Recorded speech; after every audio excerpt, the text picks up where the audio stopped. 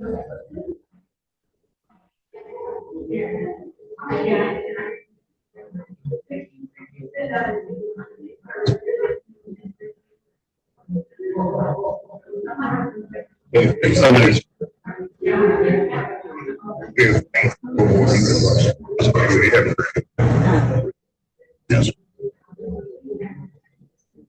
I can now hear it again.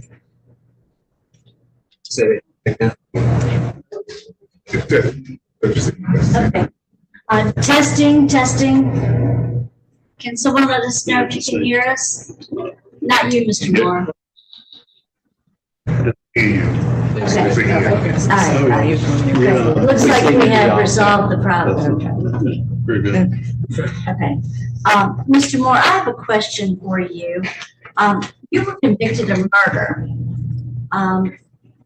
The elements that you've described don't really rise to the level of murder. So can you tell me what they presented against you in court? What evidence was presented against you in court? The evidence was, this is cutting in and out. I hope you can hear me. The evidence was a confession that I never wrote and would not sign, and it was a bottle of tomato V8 tomato juice, the drill that I'd sold, and a bottle that was supposedly had a trace of the methadone pill in it, but it wasn't a bottle that the drug was transferred into. It was a Tylenol PM bottle that the drug was transferred into when we was in the trailer and the transaction happened. It was transferred into a Tylenol PM bottle. The bottle that they brought in, they said it had a trace of methadone in it. I've never seen that bottle before, but that was the evidence. And they would bring that bottle in? Yes, it was sitting there with the tomato juice and the drill, and that was it. That was it. And his wife's testimony. What did she say? Her story changed up with my attorney questioned her, and the story was different from when the prosecutor questioned her,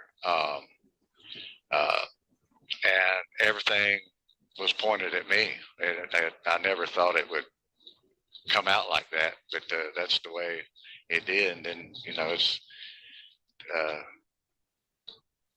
she pointed a finger at me and said I was the one that sold it to him. Said he was comatose when her and my old lady had gotten back from getting that beer, but they sat down and eat hamburgers when they came back from getting the beer. So how in the world could he have been comatose if they sat there eating hamburgers? You wouldn't sit there and eat hamburgers if the man's comatose. He was fine when I left. The man tried to hand me $100 bill for a chainsaw I hadn't brought.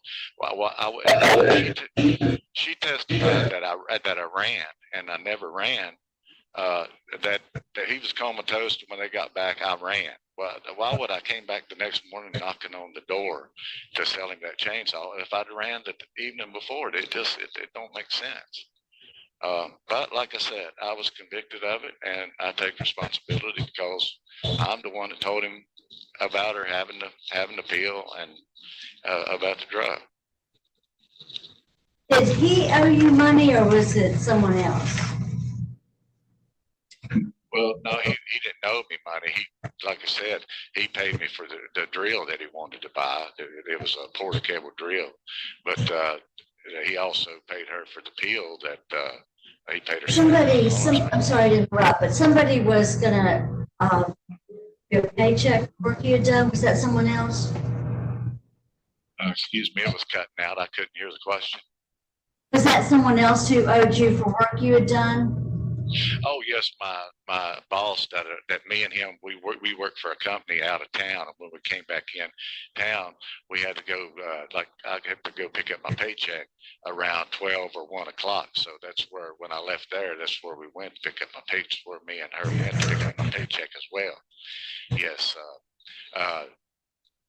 That was not clear in the report. Was the paycheck available? I thought it might not have been available. No, it wasn't available until after, I think it was like 12 o'clock. By the time, like the man that owned the company, he just wanted to make sure that everything's in the bank and your checks are cleared. So we weren't able to pick up our checks until after lunch. That's why I came to his place probably around 10 o'clock that morning to go ahead and sell the drill, and I'd have that money, and then I was going to go by and pick up, and then by the time I got through with there and everything, I would go pick up my paycheck. Okay, so Mr. McCollum had nothing to do with your work, right? No, we just worked together. Yeah, we worked together. Like I said, we was roommates out of town a lot of times because we, like I said, we worked construction, and he'd be my roommate when we stay in motels out of town on the weekdays. Did you have some issue with his wife? No, not really. Just I knew things that I never told him that she was doing because like sometimes I'd get out of the crew cab and wouldn't go out of town on a Monday morning, and he'd tell me just, you know, to go ahead and because he lived in a motel at that time, him and her did, and he'd tell me just go by there and I could just hang out and till I could get my cab and everything, and then, you know, I'd go to the house. So by the time I'd get out of the crew cab and go be knocking on the door, she'd have her ex-old man in there. That's something I never told him, and, you know, I should have, but I never told him. And stuff like that, you know, she just drank a lot. I mean, I drank a lot myself, but I mean, him and her drank 24/7 on the weekends. He drank after work, which I did too, you know, when we worked out of town. Okay. All right. Any other questions for me? I have a couple questions. I thought you might. From that. Yeah, it's been a little bit confusing. I just want a clarification so we understand the facts of this case. As I understand it and reading the report, the person that died in this particular case had been drinking alcohol. Is that correct? Yes, sir. Yes, sir. Then he was sold a methadone pill, whether it was by you or the lady you were with. For me, that's not particularly relevant at this point because they're both involved in it one way or another. And then the combination of the alcohol with the methadone is what killed him. Is that a fair way to put it? Yes, sir. Okay, so if he had not been drinking alcohol and only had the methadone, he probably would not have killed him in most likelihood. In other words, there was no intent to kill anybody. Is that correct? It was just the combination of the two drugs created what amounted to a death sentence, for lack of a better way to put it. Is that a fair way to put it? Yes, sir. Okay, I just want to clarify. That's what I thought it was. And I just want to make sure I was clear because there were some other things that came out that were made it a little bit more unclear for me. But that was the bottom line for me, is that you all sold him a pill. He had been drinking alcohol, and the combination of those two together in his body killed him. Is that a fair way to put it? Okay, that's all I wanted to know. Thank Do you you, know sir. if the jury got an instruction for manslaughter? Do you remember that? Honestly, I was thinking my attorney told him something about they told him about that, and they argued back and forth about it, and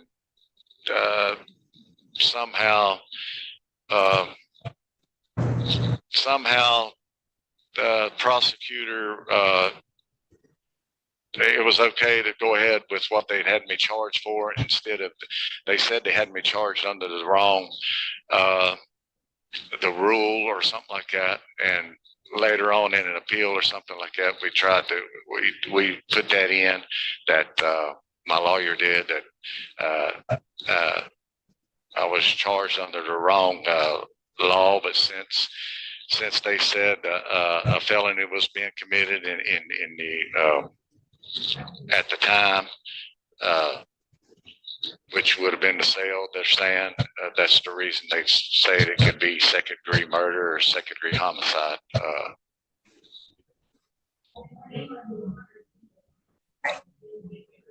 So your attorney asked for manslaughter, and you did not get that, and I understand what you're saying. Yeah. It's felony murder. Felony homicide. Yeah. Okay. All right. Thank you, sir. Thank you. Yeah. All right. Any other questions? All right. Do we have any victims who have requested to be heard on this? All right. Then we need to have a final vote and discussion. Is there any discussion? All right. We'll call for the final vote. After you've called your upon, please give your vote and the reason for your vote. Mr. Banks. I've looked over this case and I'm going to vote to grant for Mr. Moore based on his institutional adjustment, excellent institutional adjustment. He's been fraction free for the past 24 months. He seems to appear to have demonstrated rehabilitation, and it seems that he has a stable release plan. Thank you. Mr. Boone? Yes, thank you. I'm going to vote to grant because of you demonstrated rehabilitation, stable release plan, and I've had a chance to interview you myself, and I feel comfortable that you're not a threat to public safety, which is the most important thing. Thank you. Ms. Dermeyer? I am going to vote to grant. I do think that you have demonstrated rehabilitation. You have had an excellent institutional adjustment, a stable release plan, and I do believe that your release is compatible.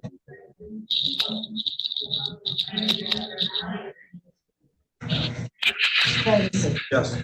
Thank you, Madam Chair. I just want to make a couple comments, then I'm going to give my specific reasons.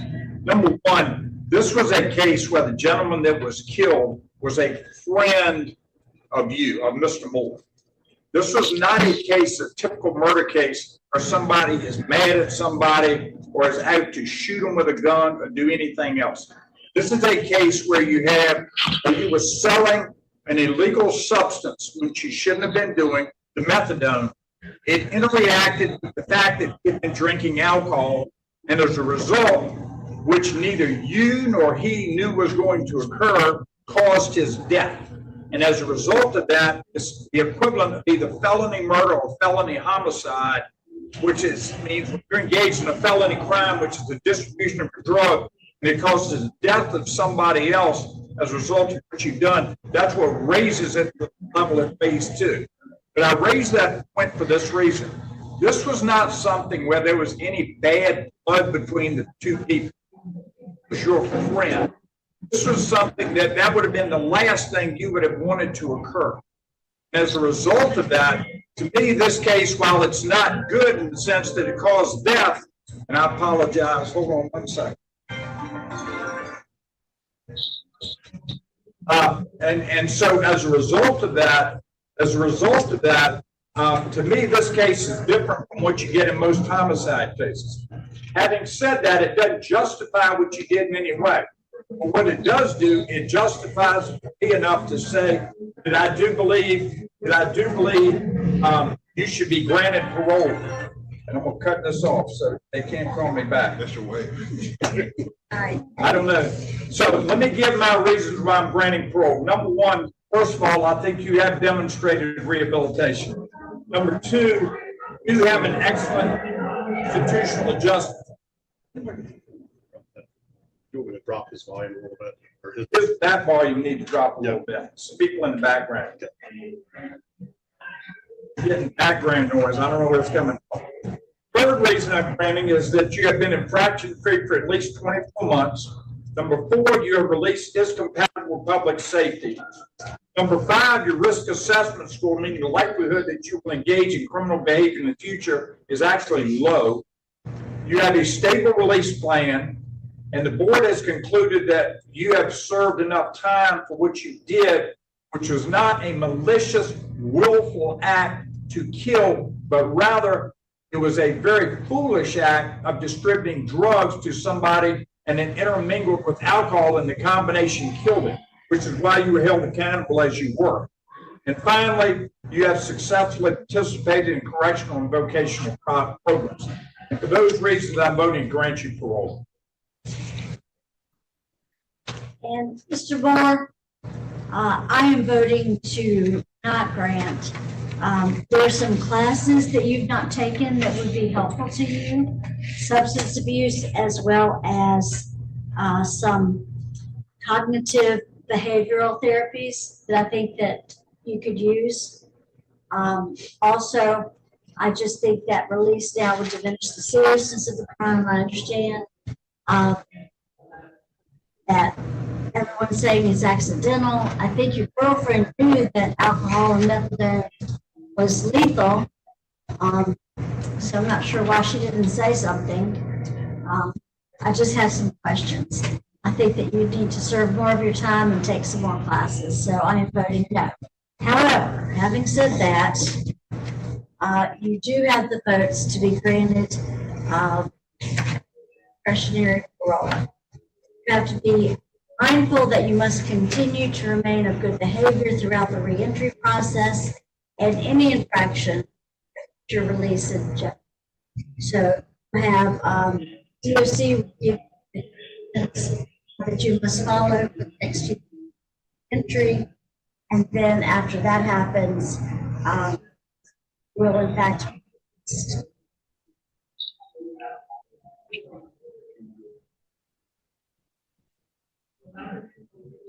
Do you have anything to say? No, ma'am. I appreciate it. I appreciate the opportunity. Well, thank you. And best way you can thank us is to get out there, do what you're supposed to do, okay? I will. I will. Right. Thank you, sir. Okay, thank you. Thank you all.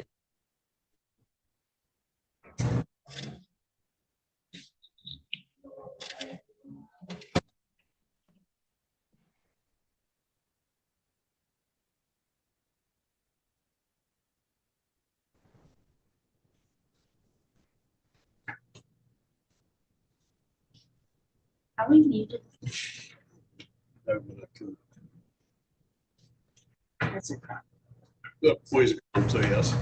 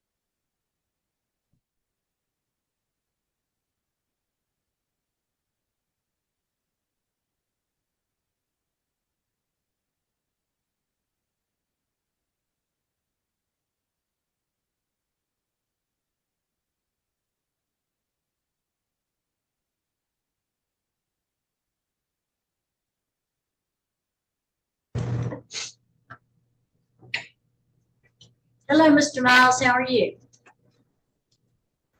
Can you hear me okay? I'm gonna have to unmute him, I think they've got him muted. 2 seconds.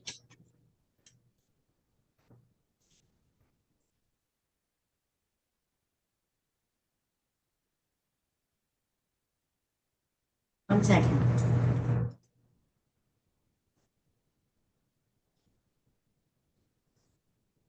should be muted. Can you hear me now? Yes, that's better. It Okay. sound like an air conditioner on or something. Sorry about that. Okay. That's the best we can do, I think. Okay. It's good. It's nice to see you again. You too. How you doing? I'm doing fine. Doing fine. Good afternoon to everybody. Good afternoon. I see you, Mr. Boone. Mr. Boone, I went to see him last year, wasn't it? A few times. A few times. Well, let's see. You did not get to hear who was here in the room, I don't think, so let's go back through that again, okay? Yes, ma'am. You again, Mr. Miles. This is Tina Bowen, Chief Parole Hearing Examiner. I'm over here in the corner. You can't see me. That's what you know who's listening to you, okay? Hey, Miss Bowden. It's good to see you.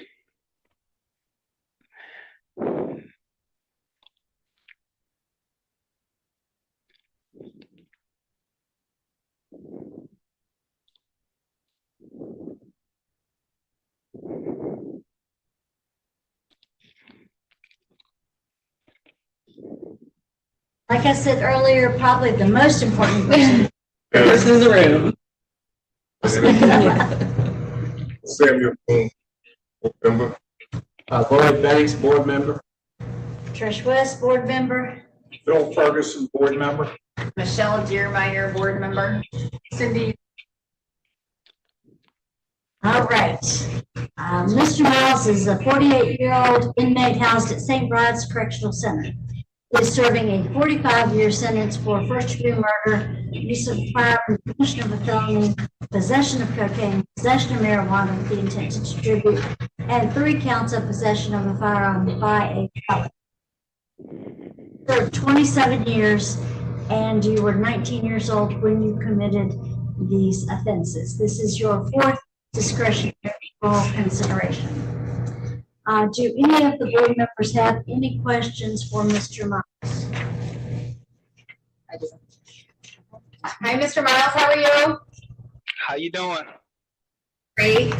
So I see that you have a total of 7 infractions in the 27 years that you've been there, which I must say is very impressive considering that you went in at 19.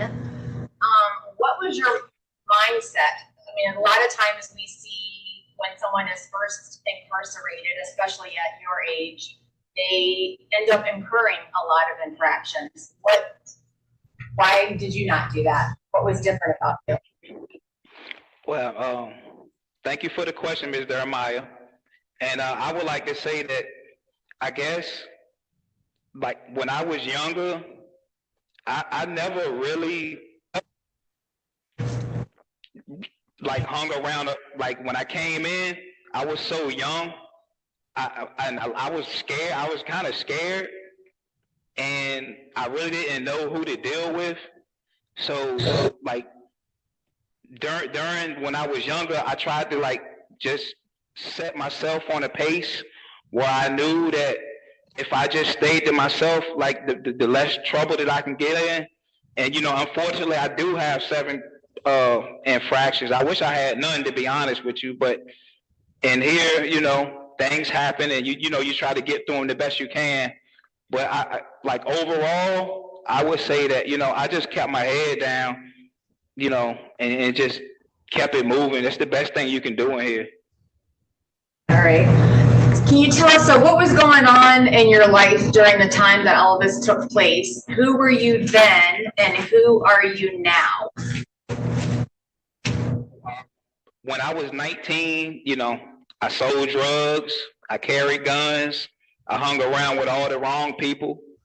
And, you know, I just glorified, I guess, the wrong things. I tried to mirror someone else, and it wasn't me. And I didn't really figure that out till later on down the line that I was trying to be someone else. And I guess, you know, from 19 to 48, you know, you look back and you reflect, and you honestly see that, you can honestly see that you know, that's not who I was. I was trying to, you know, trying to fake it till you make it. And, you know, that's not the way to go. That doesn't work. It didn't work then and it won't work now. All right, and who are you now? Now, 48 years old. I'm really not, I'm still to myself. I don't know if it's because, like, I'm not quiet. I do talk, you know, but I really don't walk with anyone. It's, you know, in here, it's like, it's the saying they have in here. Either you're going to do the time or the time going to do you. So you got to make a choice. And, you know, I decided I was going to do the time. Because if you do the time, you know, if the time going to do you, you just, you know, you're stuck in the lane that, you know, you really don't want to be in. You're surrounded by either, you know, people who doing drugs, gang members. You know, you don't want to get caught up in that in here because, you know, you're just going backwards. 48-year-old me, you know, I'm proud. I'm proud of what I've done in here over the years. I'm not proud of what I've done to get in here, but, you know, after some time, I definitely, you know, started figuring it out that, you know, I'm better than that, and I'm going to continue to be better than that. And then what would you say to the victim's family if they were on this call right now? I would say that, you know, it's been almost 30 years, and I don't think there's never a time that you can apologize and ask for forgiveness. And one of the first things that I would do is like to say that I'm sorry to, you know, not just his immediate, but all the victims, not all of them, because, you know, I did something I caused a trauma to a lot of people. And like I said, I knew I was doing wrong. I just didn't realize the consequences of it. And like now, when I look back, I would just like to say that, you know, Mr. Johnson didn't have to die over at all. It was just senseless gun violence, drug use, and you know, caught up in the wrong lifestyle. And you know, that family, I knew that family, and they're good people. You know, they're good people, and they didn't deserve that at all. Nothing about it was right. Nothing. I take full responsibility for it, and you know, the actions I took, you know, it's unacceptable. Everything about it is just unacceptable. Everything. All right. Thank you. Thank you. Other questions?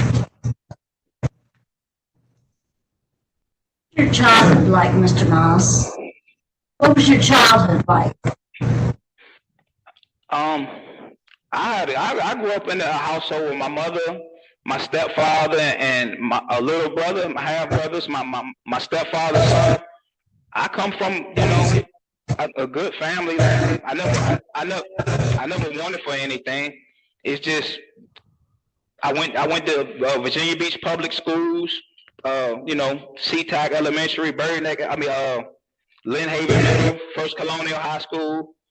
I come from a good family. You know, we didn't have everything, but I like going out in the streets and hanging with people. It pulled you away. When you hang around the wrong people, it pulled me away from like who I really was.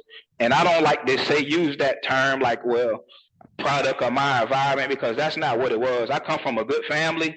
I was just the product of bad choices and hanging around the wrong people. I had a good childhood. I don't want to, you know, my parents are good. They were good to me when I was young, and they've been here for me this whole time, and they're good. They're good people, really good people. I love my mother and my father. That's what I thought. I thought you had a good childhood, so you don't have the same excuse, if you will, of hanging, coming from a bad environment. Went to First Colonial? Yes, ma'am. First Colonial High School. I won't hold that against you. I went to McCollum.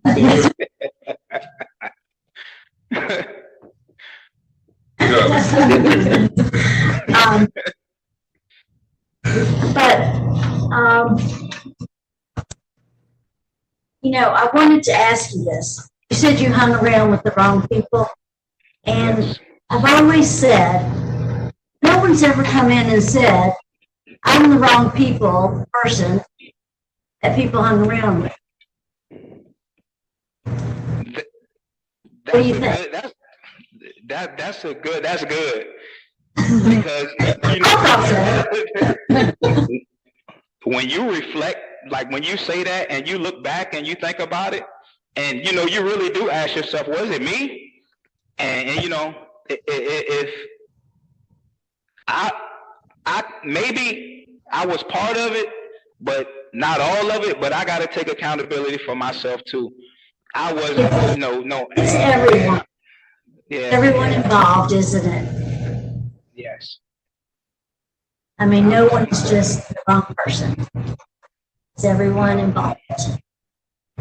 Yeah. All you can really do is just, you know, once you recognize, just try to be better about it. You know, you don't have to keep doing the same thing over and over and over. And you know, nothing good comes from that. You got to learn from something. And if this isn't a learning experience, I don't know what is. You would think so, wouldn't you? I mean, a lot of people don't learn, but I'm glad. You don't even have to get me started on that. I see it all the time. I see it too much. And you know, you can learn a lot from a fool. You can learn what not to do. Yes, you can. Not just the smart people. You can learn from the fools too. And like Ms. Dermeyer said, it's impressive that you only have 7 infractions. And frankly, you got those before you knew you could get parole. So again, I think that enhances it. So anyway, that's all I had to say. Was there anything else that anyone wanted to say?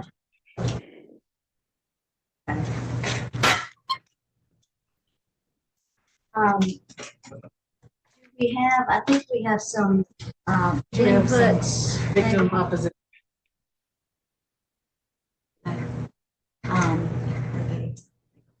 Thank you for that. And they were given the opportunity to be here, but they just wanted Cindy to say they were opposed. So, and you also have some law enforcement opposition too. So you know what I have to say to all that? If you get out there, prove us wrong,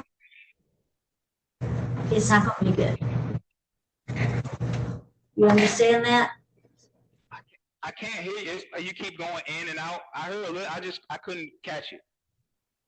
I said, Miss Cindy said that there's opposition, and they wanted you. The victims wanted you to know that they're not particularly happy about this.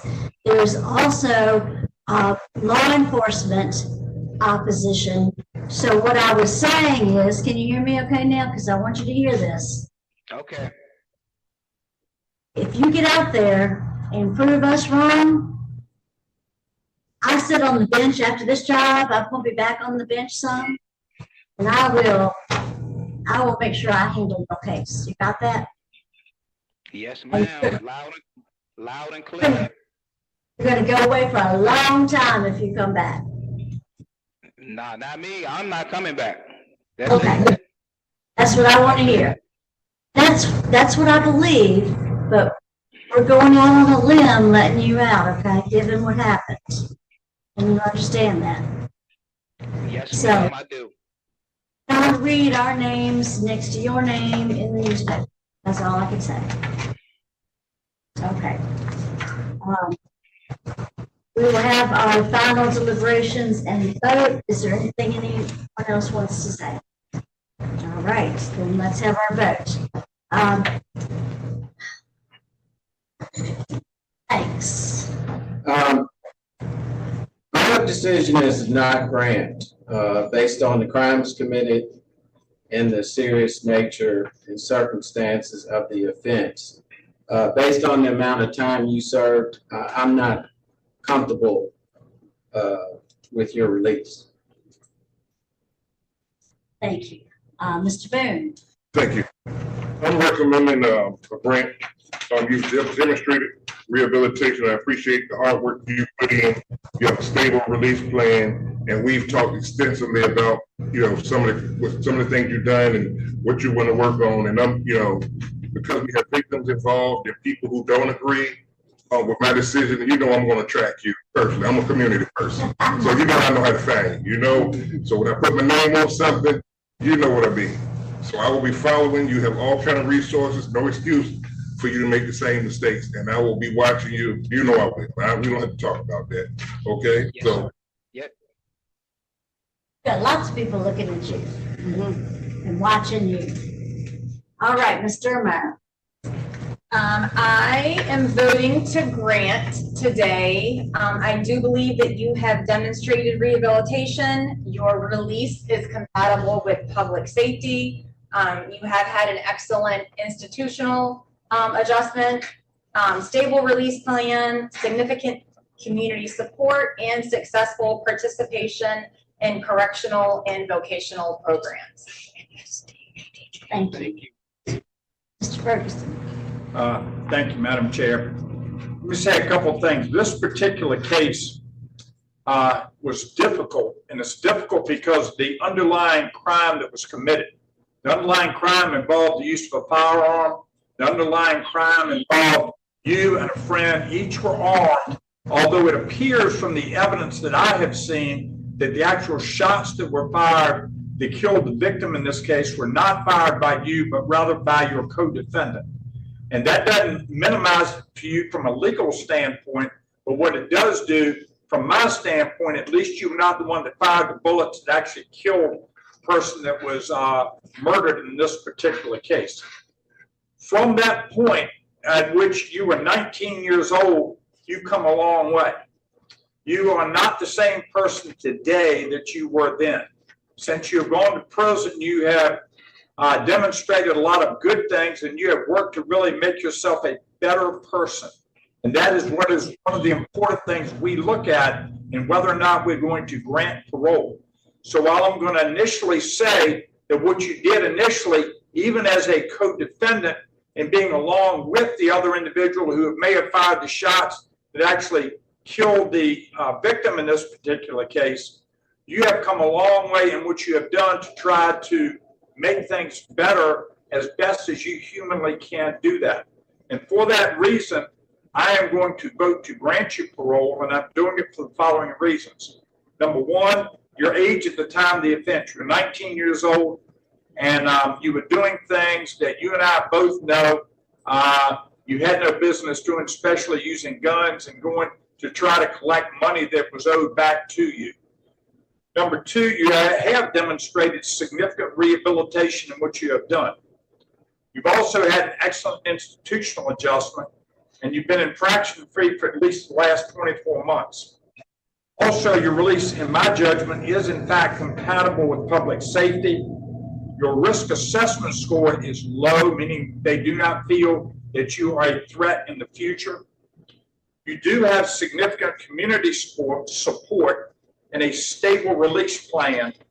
And finally, you have successfully participated in correctional and vocational programs.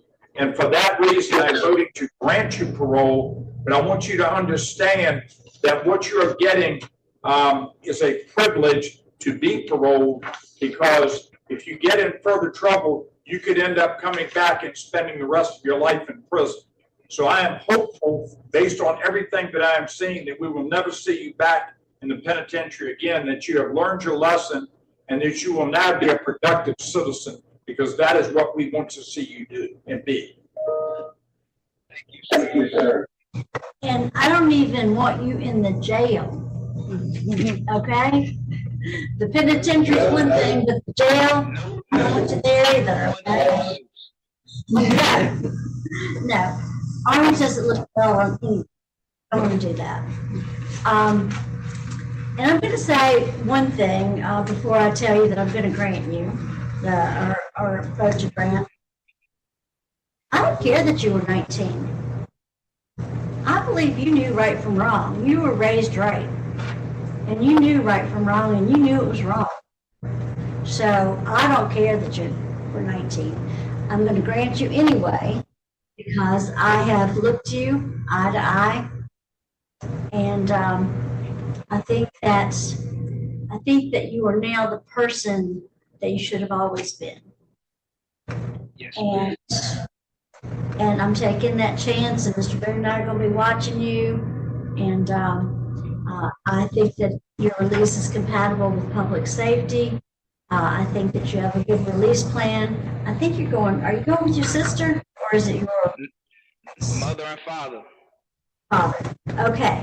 Well, you know what? I want you to consider them your in-home probation officers, okay? Got you. If they tell you to come at 9 o'clock, I don't want you to give them any lip, okay? Yes, yes, Chairman West. So I'm glad you're going home with them. And I know you've got skills that you can use to get a job. I want you to get a job. I want you to do what you've always known you should do. Like I said, it's compatible with public safety. You have a good plan. You've done well as far as your behavior. You've taken a lot of classes, so I give you that. But mostly, I looked at you eye to eye, and I hope that I'm a good judgment of character in this position, in this place. So, okay. Got it. All right, so that means that you've got 4 votes, which means that you will be granted parole. That also means that Thank you. one thing, that means you have about, well, probably 6 months or so for reentry. And anything you do during that time can cause us to cancel this. So keep up the good work, okay? Yes, ma'am. Stay out of trouble. I hope to do all of y'all proud, because I really appreciate it. Thank you very much. I noted too, I wanted to say that, and your, when you met with the examiner, you said that you want to make parole with this parole board because this one is tough. Yeah. And you also said when you work hard and earn something, you gain incentives based on merit. And you really have done just that. So congratulations to you. Thank you. Thank you very much. Everyone. Thank you. And I'm glad you got it. All right. You let us know how you're doing, okay? Yes, ma'am. Thank Y'all you. have a wonderful day. Congratulations. Congratulations again, Ms. Mom. Thank you. Bye. Did we approve the minutes from our last meeting? We approved the agenda items.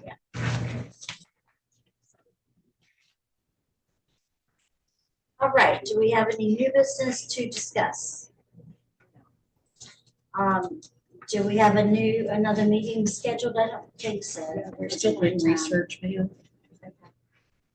And do we have, and this will be our last meeting where we can't talk. Come July 1st, we will be able to talk, which is good. I know that sounds weird to people listening. I think they probably know that we can only talk to one another one at a time. So come January 1st, that will change. Do we have a motion to adjourn? Motion to adjourn. All right. All in favor? Aye. Aye. We are adjourned. Thank you. Look at you, your cufflinks and your shirt. It's not